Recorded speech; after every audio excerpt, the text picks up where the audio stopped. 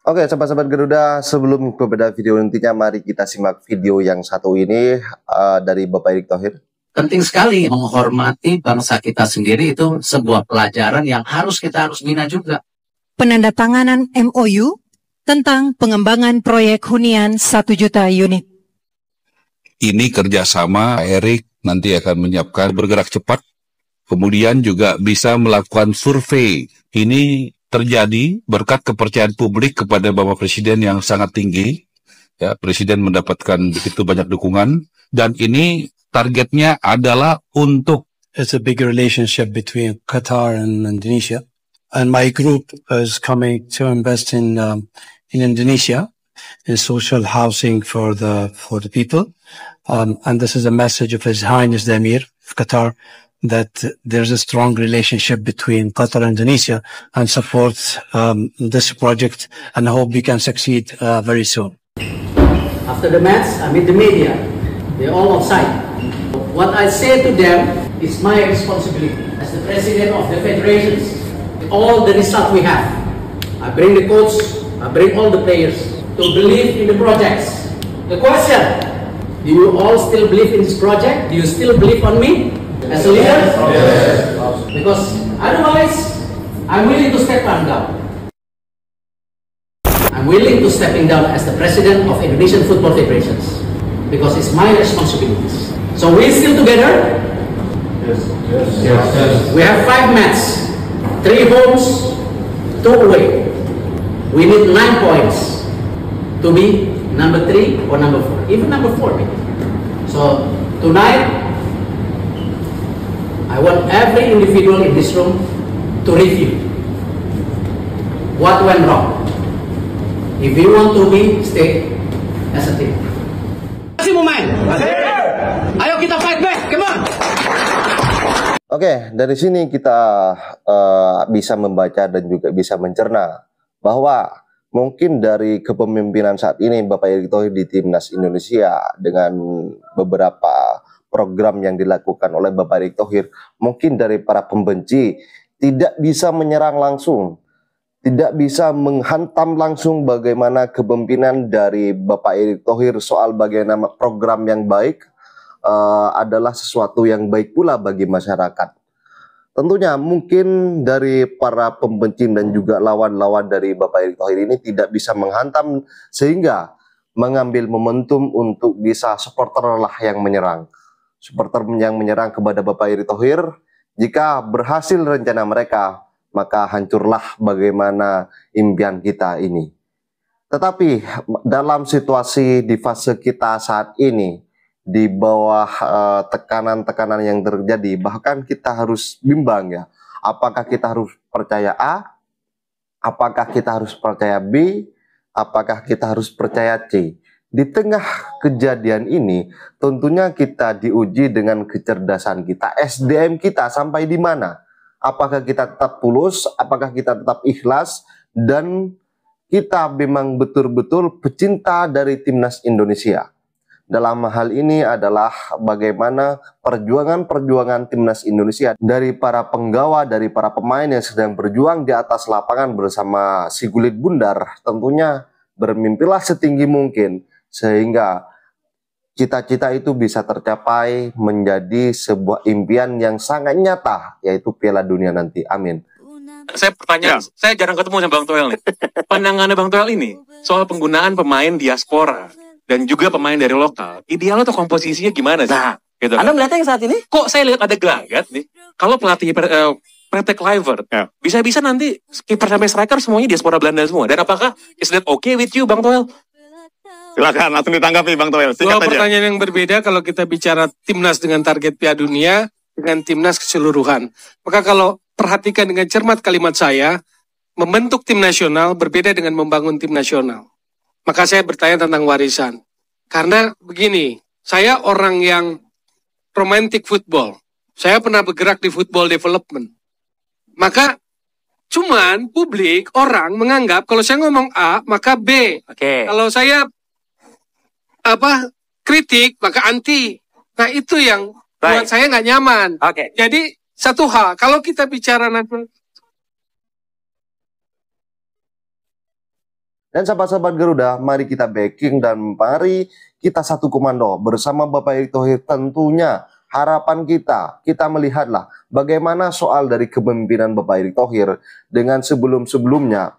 Kita juga melihatlah kepada ketum PSSI sebelumnya. Tetapi ketika Bapak Erick Thohir mengambil alih dengan menghabiskan segala mafia, atau mafia-mafia itu mulai bergerak saat ini, mulai mereka karena tidak punya ruang dalam cakupannya untuk bergerak, untuk mengatur bagaimana sesuai keinginan mereka memakai senjata, yaitu apa senjatanya? Supporter. Sehingga supporter menyerang yang sudah terpecah belah, sehingga supporter yang sudah mulai kemakan, mulai dicuci otaknya untuk bisa menyerang Erick Thohir. Diseranglah dengan beberapa statementnya. Dan sahabat-sahabat Garuda, biar gak salah paham, mari kita simak bersama dan tanggapan kalian silahkan ditulis di kolom komentar. Menurut saya, ini kalau bagi saya ya, bukan artinya saya sengaja bicara seperti ini. Tapi saya kan sudah mengikuti timnas kan sudah lama ya. More than 25 years. Dan pelatih keluar dan masuk itu memang sebetulnya biasa, normal. Cuma ini kan diberhentikan pada saat di tengah jalan nih. Ya kan, timnas kita masih berada di peringkat nomor 3, di grup C, di klasemen sementara. Jadi ya wajar jika banyak supporter kita nih shock. Why? Kenapa sih diberhentikan? Karena kan progresnya kelihatan. Tapi saya tidak termasuk di antara mereka yang kaget, karena sebelumnya saya sudah feeling kemungkinan nih bisa saja something can happen. Karena kan sebelum Piala AFF itu udah rame lah di sosial media kita, dan juga kita tahu setelah kalah lawan China itu juga udah rame banget, apalagi setelah gagal lolos dari semifinal Piala AFF. Artinya ini sudah di sosial media sebetulnya terbagi. Ada yang memang pro Sintayong, ada yang ingin Sintayong diganti karena taktiknya lah, karena komunikasinya, karena tidak bisa bahasa Indonesia secara lancar ya, bahasa Inggris. Jadi PSSI ini kan nggak mungkin mengambil keputusan berdasarkan netizen, nggak mungkin dong. Artinya PSSI juga mengikuti ketika memang mereka melihat something that needs to be changed, ada yang perlu dirubah atau ada yang perlu diganti.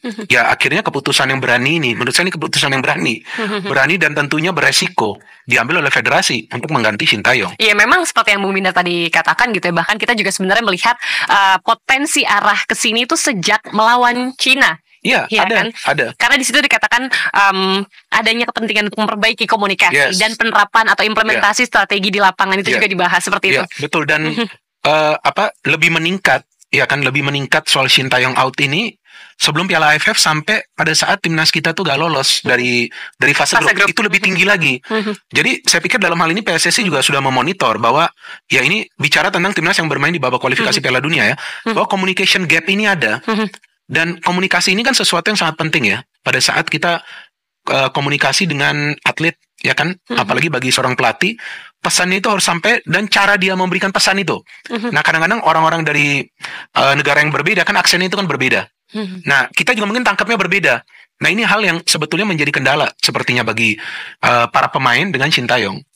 Nah akhirnya karena para pemain kita sekarang banyak adalah pemain-pemain yang bermain di Eropa, yang sepertinya kesulitan untuk mengikuti strategi, gaya komunikasi dari Sintayong, ya sekarang mau tidak mau perubahan itu perlu dilakukan. Meskipun dalam garis bawah, meskipun sebenarnya pencapaian ini sudah merupakan bukti untuk ya, kita nggak bisa bilang tidak loh untuk berterima kasih kepada beliau, karena nggak cuma mengangkat mental dan kedisiplinan tim, dia juga telah berhasil mengorbitkan sejumlah pemain muda menjadi tulang punggung timnas saat ini. Bahkan timnas Indonesia ini beberapa kali menyandang status tim termuda di sebuah turnamen. Ya betul, karena kan Sintayong ini kan memotong satu generasi ya. Jadi dia memulai generasi yang baru pada saat dia masuk yang juga sangat beresiko. Kalau pada saat itu Sintayong gagal, mungkin dia tidak akan selama ini melatih timnas Indonesia. Jadi saya pikir kalau ada yang mengatakan Sintayong tidak ada jasanya, ya gak fair juga sih.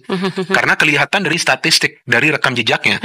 Tapi sekarang pada saat memang dia sudah diberhentikan, saya pikir kita juga sebagai supporter perlu bijak ya, kita perlu melihat ke depan daripada kita terus-menerus merenung gitu istilahnya, karena sampai hari ini masih banyak yang mengirimkan saya pesan di akun Instagram saya, DM, sampai ada yang email loh.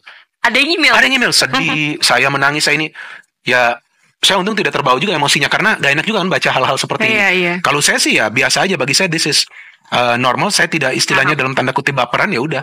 Kalau memang ini keputusan diambil oleh federasi, karena itu kan tugasnya federasi, evaluasi, ganti pelatih, kontrak pelatih baru, evaluasi permainan tim, itu adalah tugas federasi. Kita mana bisa intervensi, yang bayar gaji juga kan federasi. So let them do the work, biarkan mereka lakukan pekerjaannya. Sekarang Sintayong sudah diberhentikan, ya kita perlu mengucapkan terima kasih, dia melakukan sesuatu yang sangat baik. Tapi sekarang next ini, ini yang kita tunggu kan ke depan, pelatih baru yang akan datang, asistennya, konsep dia seperti apa. Jadi kita perlu move on dan kita perlu fokus ke target utama, yaitu kita ingin timnas kita ini, ya, artinya harapan saya dan saya yakin harapan dari mayoritas supporter sepak bola dan juga mimpi untuk bermain di World Cup. Ini kan harapan dan mimpi kita. Pasti. Iya kan?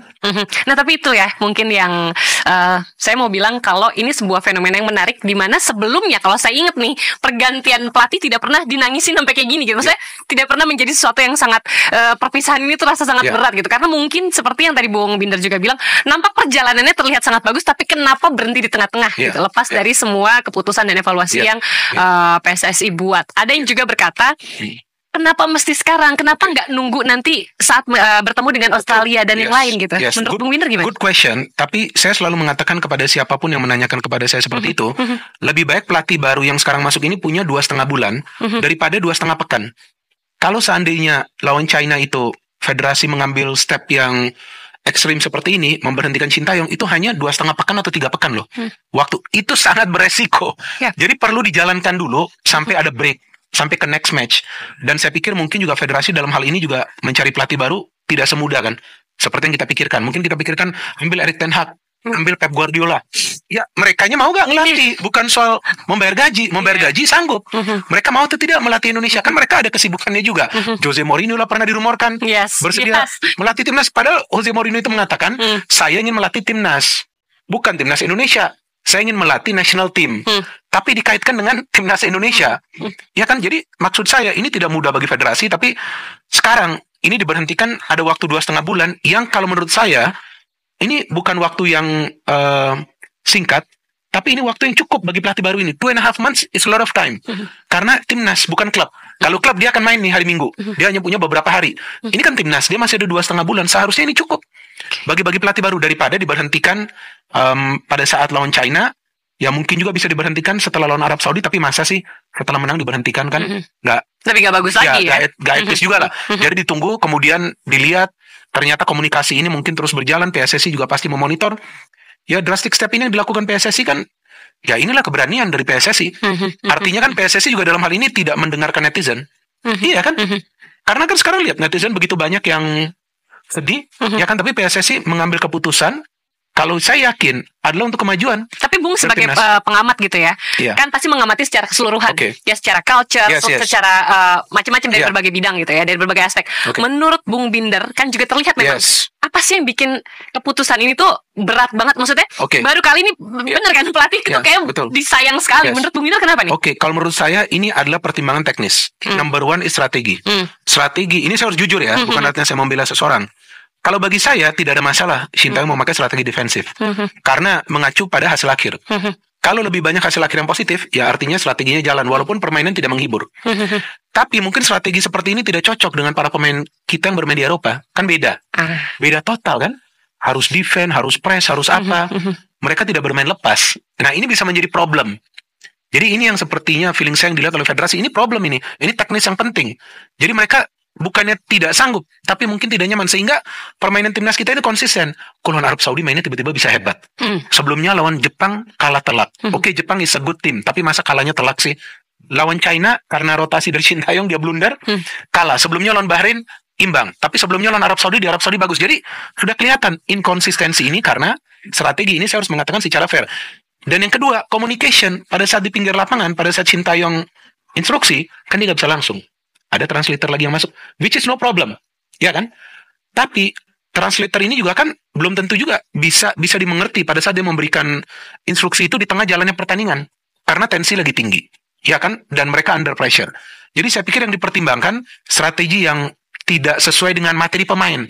Jadi materi pemain kita ini udah standar yang bagus, tapi strateginya ini adalah strategi yang biasa dipakai oleh tim-tim Asia, yang lebih defensif, counter attack.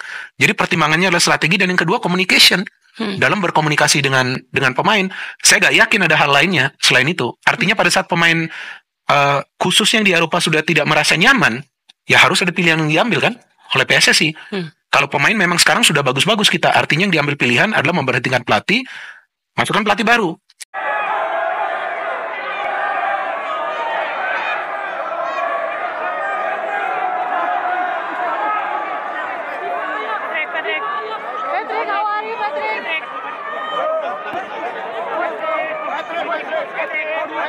Tolong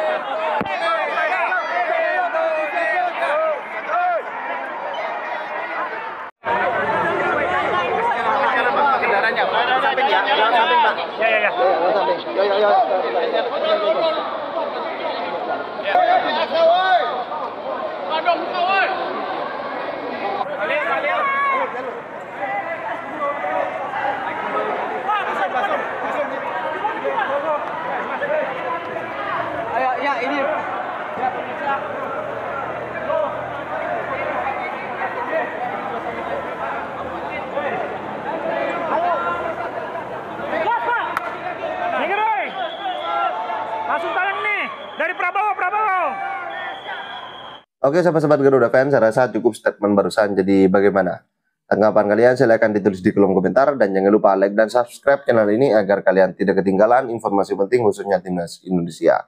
Salam sepak bola keren, salam sepak bola bersih bersama Bapak Erick Thohir Timnas Garuda Jaya. Bersama saya, salam olahraga. Dan jangan lupa kita adalah Garuda Jaya.